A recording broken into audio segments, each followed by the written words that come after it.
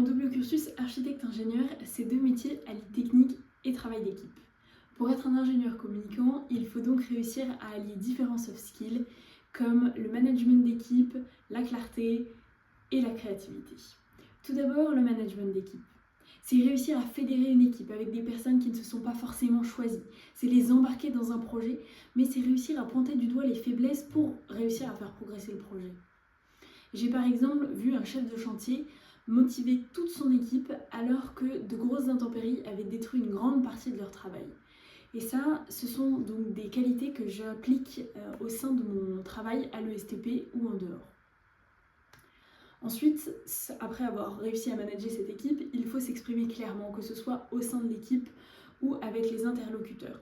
En effet, chacun a son vocabulaire précis, qu'il soit ouvrier, client, architecte ou ingénieur. Et cette précision doit se faire tant à l'écrit qu'à l'oral. Lors d'un de mes stages en agence d'architecture, nous avons par exemple eu un malentendu avec un client car nous avions deux chartes graphiques pour deux projets mais au sein d'une même agence. Enfin, il faut réussir à être créatif. Être créatif, c'est sortir du cadre, innover, trouver des solutions à des imprévus. Mais c'est aussi, en s'appuyant sur des contraintes, réussir à créer de nouveaux projets. C'est ce que nous avons fait lors du défi Étincelle à l'ESTP où une équipe et une liste de mots nous avaient été imposées. Et nous avons, grâce à cela, réussi à créer un dispositif aspirant les déchets dans les transports en commun.